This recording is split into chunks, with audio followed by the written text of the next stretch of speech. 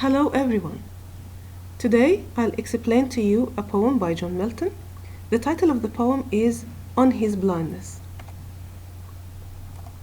Let's have some short notes about the poet. His name is John Milton and he was born in London in 1608. He was born into a rich religious family.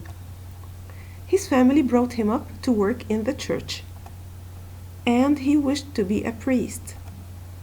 He began to write poetry when he was a student in university, and his best poems or masterpieces are Paradise Lost and Paradise Regained.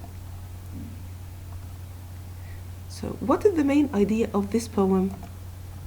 Milton lost his eyesight when he was still young. He was almost 42 years old when he lost his eyesight, so he felt sad for himself, and wrote this poem to lament or to express his sadness. What did he lament? He wrote it to lament the loss of his eyesight at an early age. And this poem is written by John Milton himself. That's why it is called an autobiography, as it is his own experience and it is written on his own hands. Milton went blind working for the English government, as the new republic was beginning at that time, and this republic didn't last for long. But John Milton's service to the government often required him to stay up late reading and writing. He did this using a faint candlelight, and this caused him to lose his eyesight. It was so hard for a gifted man like him to live in such darkness, and in this poem he shows his sadness, asking God why he was given such bad luck. The form of the poem. The poem is written in the form of the Italian sonnet, which is consisting of 14 lines. The sonnet is divided into an octet. The octet is 8 lines and a sestet, and the sestet is always 6 lines. In the octet, there is always a question, and the answer for it is provided in the sestet. So, if I ask you a question, which is more important, the octet or the sestet? The answer simply is the sestet, as it's more important than the octet because it provides the answer to the question asked in the octet. The rhyme scheme of the Italian sonnet is always fixed. It is A, B, B, A, B, B, A, and this is the first part, then C, D, E, C, D, E, and this is the second part. So the first part 8 lines and the second part 6 lines. On His Blindness, Milton writes of his experience of blindness. This is losing his eyesight. He asks if God wants him to keep working in spite of the fact that his job caused him to lose his sight. So, a personified patience, and here the poet personified patience and gave him the image of a person who can speak. This patience told him that God rewards even those who stand, which means endure and wait to be of the service of God. Milton fears that his blindness will prevent him from doing God's work.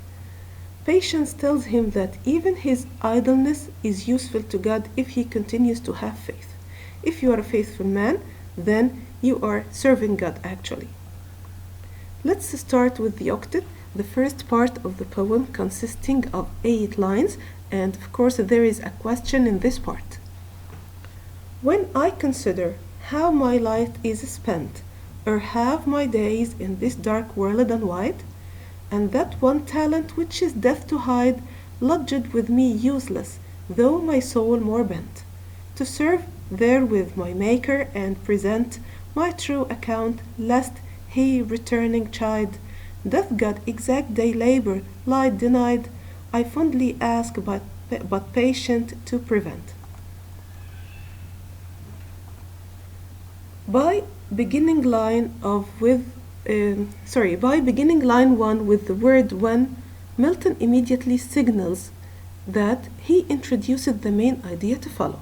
So, the beginning of the first line using the word when is a signal that there will be an idea or the main idea of the poem. Beginning the poem this way creates a certain suspense that draws our attention to what will come. The main idea is postponed so that we have to continue reading in anticipation of its eventual arrival. We will be waiting for this arrival of the main idea. By opening with such a close, Milton heightens our sense of anticipation by delaying the key statement.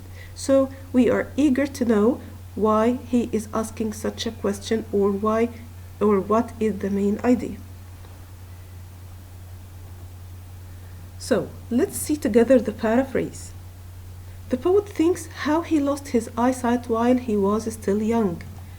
He was sad for living in a dark world, and he preferred death to living without his sight or his eyesight.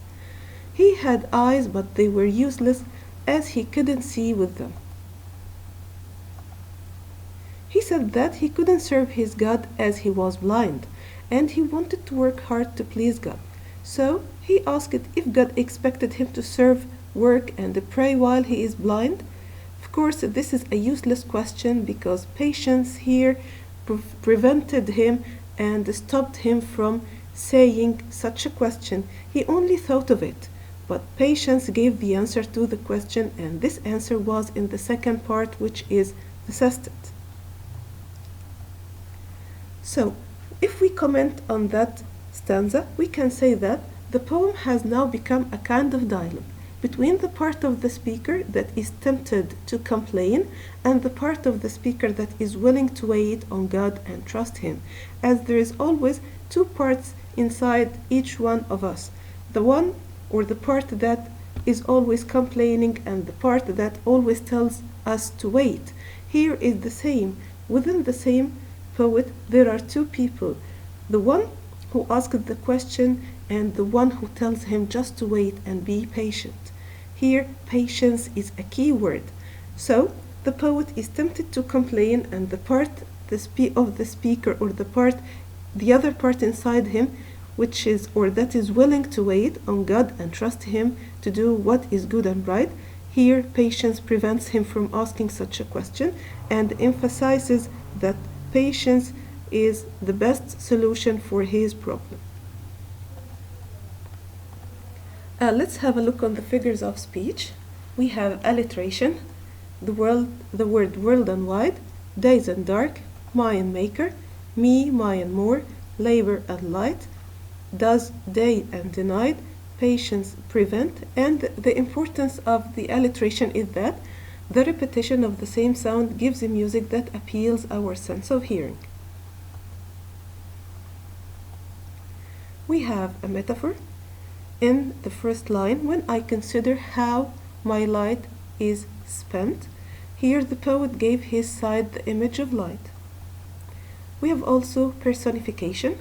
I fondly ask, but patience to prevent.